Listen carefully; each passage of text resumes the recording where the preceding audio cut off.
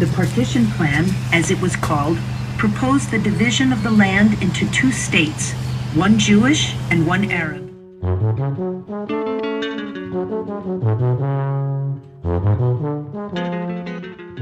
we're here at Yechiam Fortress, and there's also a kibbutz nearby. We are located 365 meters above sea level. Now I will say something about the Jewish settlement, about the history before, and then the role it played in 1948, and then the larger picture. So, the kibbutz was founded on November 27, 1946 by 50 members of the Zionist Socialist Hashomer Hatzair youth movement. We had something in Esther's course already. And the interesting thing is they were not just some settlers, but 30 Haganah members were among them, and 10 of them women.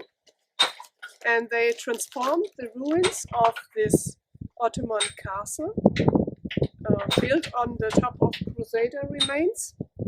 And the original name was Kirbat Jidin, which means ruins of Jidin.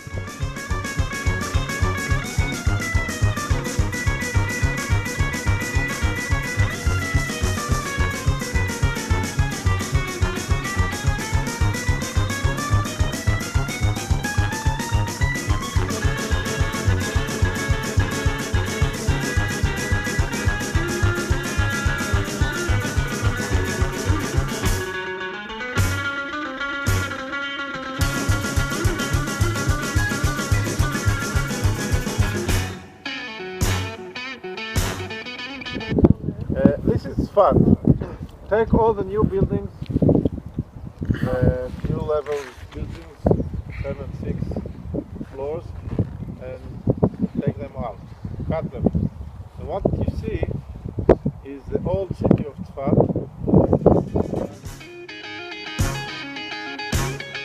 So Altalena Fair, it's, we can consider this as a peak of this struggle that started in more or less in the 30s, so just a couple of years after the establishment of the Irgun.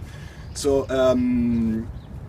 we can consider it as a sort of civil war between the Labour Party, the Histadrut, the Ben-Gurion leadership, and from the other side, Irgun, the revisionist movement in general, more or less, and later on Begin.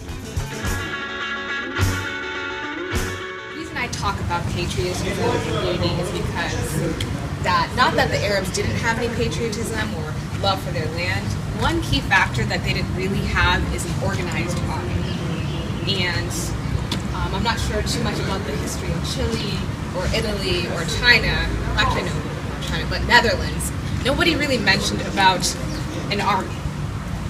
I mean, in America, during certain time periods, they're saying, join the army, do or die for your country, you need to serve your country. I'm not sure how. Do you guys have an army in the Netherlands? A very small army. Okay. Yeah. But an army is, in a way, a reflection of the strength of a country. I mean,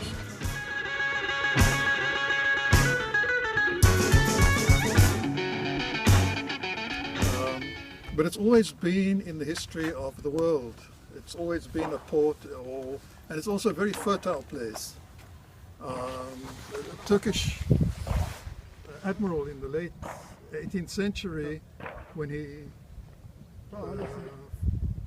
his ships went past Gaza, all he saw was 2 towers of 2 minarets of 2 mosques, and everything was green. But it was a very fertile part of the world.